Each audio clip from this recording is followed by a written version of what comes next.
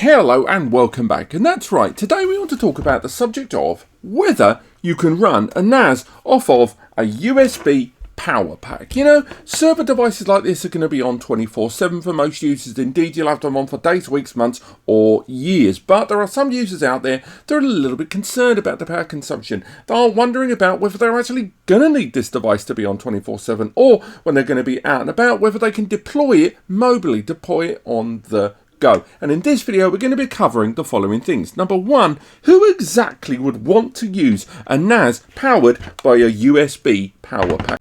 No, God! No, God, please, no! No! No! No! Number two, why? Why would they want to use it in that way? Because let's face it, this isn't going to be for everyone. Next, we're actually going to bench test this NAS here and get it set up and try to run it from a USB power pack for as long as we can, but also calculate just how good that can be. And finally, is it worth your time at all, even if it does work? So first up, let's discuss that first point there. If you are someone that's looking at a network attached storage device and you are in a low power use environment, generally you tend to find yourselves in the following groups. Number one, you're on a mobile home.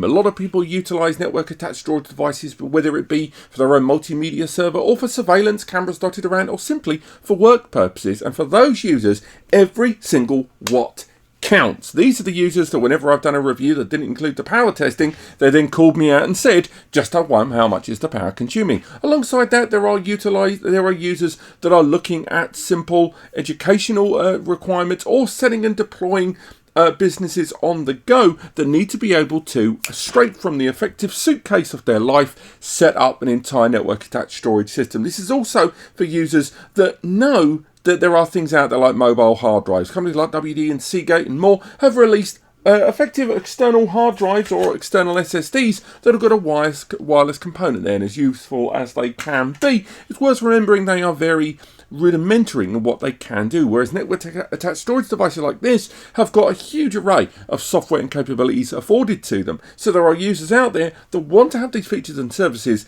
and therefore need to be able to have those services in these more mobile, incredibly power lean environments. So next up, why? Why would a user want to consider USB power packs in order to get the job done? Well, I'll say straight away, number one, simple convenience. Of course, having these devices connected to the wall via a simple mains power adapter is convenient as all hell until you have to move far enough away from it. Now, again, there's going to be users listening to this that are saying that's the whole point of a NAS. It is sedentary while you are mobile and far away. But there are other users that want to be able to have a small clutch of users connecting to a mobile device. And indeed, their actual home is mobile on those modest power output devices that we talked about. Again, mobile homes, houseboats and stuff like that. Next up, it's worth highlighting that there are users that are going to look at this using a USB power pack because they are utilizing, at least temporarily, very sporadic power in certain areas.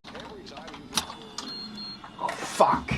And a UPS from companies like APC or CyberPower is just too darn heavy or expensive. Whereas USB power packs, they're super cheap. You can pick them up dirt cheap indeed, but they're not all built equally. More on that later on. Ultimately, the kind of user that has pondered the idea of running a NAS off a USB power pack is someone who is looking for mobile convenience. So let's talk about today's test, what I'm going to be conducting today. I've got this.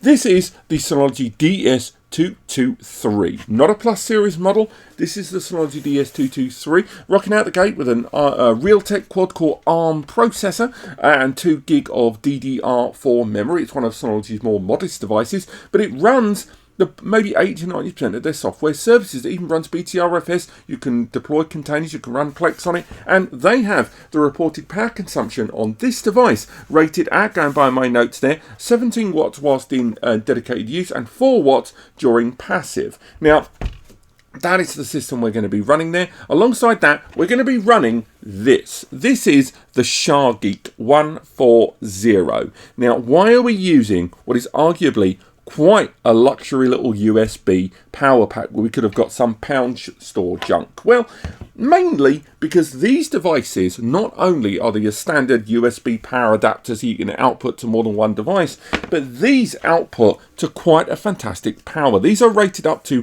100 watts, and indeed this new one that's currently rocking out on Kickstarter soon, they sent one, so I thought, you know what, I'm going to use it in the video. This device here goes up to 140 watts over 2 connectors. This allows you to output quite a substantial amount of power, and in this video we're going to be using the 25,600 milliamp version there. That's what we're going to be running our Synology NAS on. Next up, we're going to need a good USB cable. This USB cable is rated for full USB 3.2 Gen 2 power output, and alongside that cable that arrived with these two Shargeek USB power packs, I also had to go ahead and get myself a USB Type-C to barrel DC output. Now, you can get these pretty darn affordably. This one I got on AliExpress for about £4.50, but if you go over to most retail outlets, again, Amazon's going to be the most convenient for a number of you, you can pick them up for about $5 to $10, or if you want to get an adapter kit that's got the full performance cable and a multitude of different adapters, that's about $20. But for that, you end up with a cable that you can connect to pretty much anything there. Now, that's really it. When it comes to the storage, we're going to be running 4 separate tests in 2 groups. We're going to be doing one test that has got 2 Kingston SSDs. These are DC600Ms. These are enterprise grade SSDs for durability, and we're going to run 2 of these in an SHR, and it's going to be with those drives in here, full volume size, and then within that setup we're going to go ahead and run the system for 30 minutes on full idle. We're going to boot from the USB power pack and then leave it idle for 30 minutes, and then after that we're going to look at recharge the battery. We're then going to go ahead and go full active for 30 minutes and figure out just how much power is going to be used on those SSDs. The next one afterwards, we're hoping to go ahead with hard drives. We're going to go ahead with 2 of Synology's own HAT 3300 hard drives and repeat the exact same tests. Although, I'll be straight with you, I'm not convinced that's going to work out. But if it does, I'm going to hold off my reservations there. But I've got a good reason and a horrible feeling in my heart why that might not work. But I won't spoil it for later on. And that's really it. We're going to run a test of those drives in this system using this USB power pack. So let's crack on and see just how that went.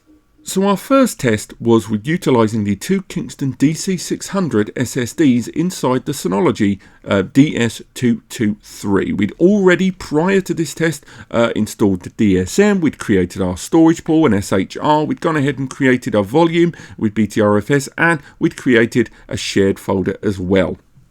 Once we'd done that, powered down the system, connected it to the fully charged Shargeek 100 external USB battery pack. Remember, 25,600 milliamps. And we connected the device and booted it and left it alone for 30 minutes. Now, in that 30 minutes, the system utilised just 5% of the overall battery. And remember, that included the boot up sequence as well. And that was full standby, not used, idle utilization. So that means at 5% of the battery lasting 30 minutes, that means this system will last approximately 600 minutes, which would equate to 10 hours of idle standby. Now, that sounds good, right? But keep in mind, number one, that was utilizing the initial boot up, so that actually it's probably a little longer than 600 minutes. But at the same time, you didn't set up a NAS device in order to leave it idle for 10 hours. So now let's move over to just what the power consumption was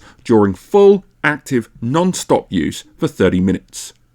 So repeating the exact same NAS with the same storage, we went ahead and booted the system up with the battery pack recharged. And in these 30 minutes, I hit this thing dang hard. For those 30 minutes, I was running disk scanning, I was running app installations, I was running data being uploaded to the NAS the whole time, I was going ahead and compressing multiple folders throughout the course of those 30 minutes. I was running security advisory checks, I was running disk benchmarks, I was running RAID scripts, scrubbing. I was doing everything on this system non-stop for 30 minutes in order to make sure the system had no downtime. And for the majority of the time, the system's CPU utilization sat between 70 and 91% at all times. For those 5 minutes, for those 30 minutes, weirdly, the system only utilized 5% again. At peak, we saw around 10 to 11 watts being used at any given time, but the system would very quickly go down to 7 to 8 watts. And a lot of that is, I'm hoping, or at least assuming, down to the system using SSDs. But nevertheless, that meant that even though I was hitting this system non-stop, because of its rather modest architecture and indeed the low power consuming media, the system would almost certainly, even at high active use, more than likely still run non-stop on this USB battery pack from Shargeek for between 9 to 10 hours regardless. So now let's move over to testing the hard drives. Unfortunately, this is where things went somewhat downhill, and a slight concern I had about the power delivery of the USB and it being able to support everything happening on the NAS hit something of a wall. Now, I had the system connected with 2 hard drives inside, and I initially intended for this to be the standby 30 minutes of not touching the system, but as what's becoming abundantly clear on screen, what happened was the USB power pack was more than able to supply the power to boot the system and indeed have the system in operation, but unfortunately it just was not able to supply sufficient power delivery to allow both the drives to spin up. We would see the periodic spiking from 8 watt going up to 11 or 12 watt in order to get the drive to attempt to spin up and maintain performance, but then it would eventually spin down, and throughout the course of the entire testing, the 2 lights on the front of the Synology denoting hard drive activity never lit up. Now, a big part of this is to do with the amp/volts.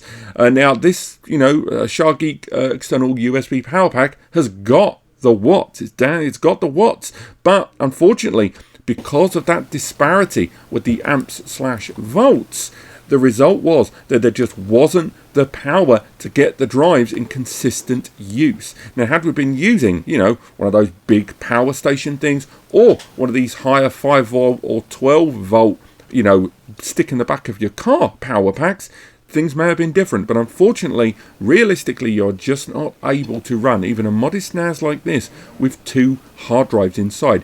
Maybe if I'd only had 1 drive inside, we might have got lucky and then slowly integrating drives later, but that's not how you use a NAS. And ultimately, what I think we can learn here is if you're running this NAS on SSDs, you're going to have a great time from a USB battery pack. Just not the case with hard drives.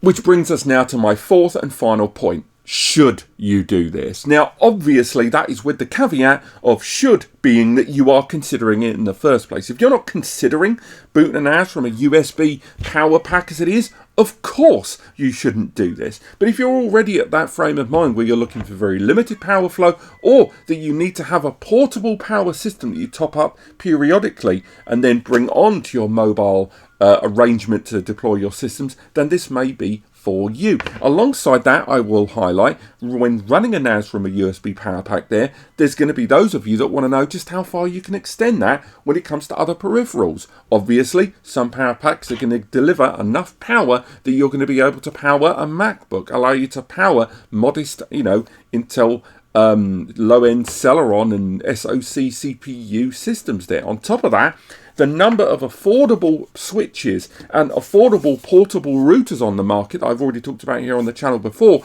is actually pretty darn extensive. Things like the GLNet here. This is a mobile Wi-Fi 6 router here, which has got multiple LAN 2.5G and 1G, and the new SIM version of this. Some of these only sit at 5 watts power consumption. Also, soon we've got things like the Sodalo here that we're going to be reviewing soon, or if it's not already live, that's got 4 2.5G ports and a couple of 10G ports there. And in high active use, this system sat at just 10 watts and went as low as 1.1 and 2 watts for some of the 2.5G connectors. And with multiple USB DC barrel connector adapters in the market that we've already discussed, there's lots of ways in which you can move over towards them, and that's not even before we've got onto the subject of M.2 SSD systems that are using even less power in some cases, and mobile routers that we've talked about that allow you to have your mobile router for your mobile internet, which is then going to be running in to your mobile switches and your mobile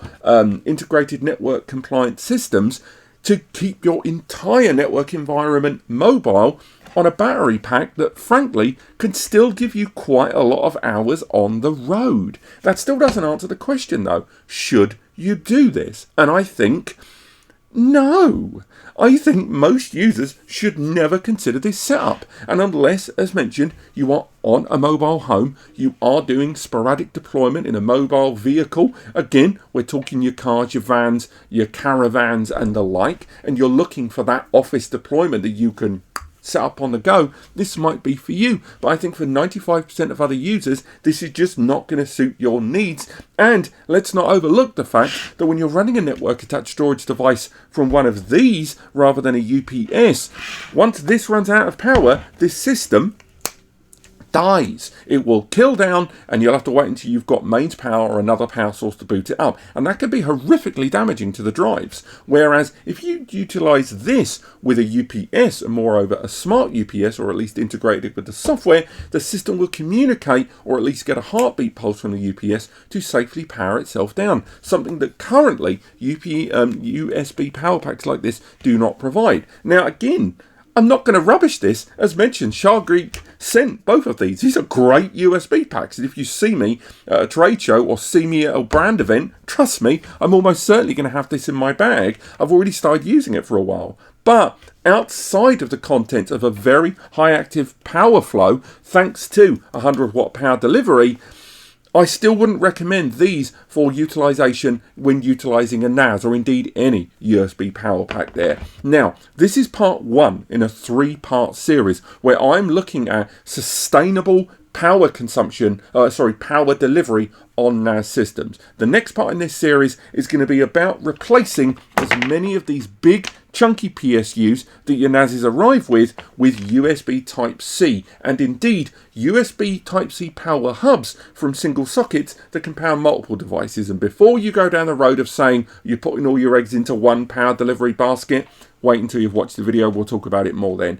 And part 3, we're going to talk about solar powered NAS systems and how exactly we would achieve that sustainably. But thank you so much for watching. I hope you've enjoyed this, and I hope you're going to enjoy this weird little series on power. Let me know if you do. But apart from that, thank you so much for watching, and I'll see you next time.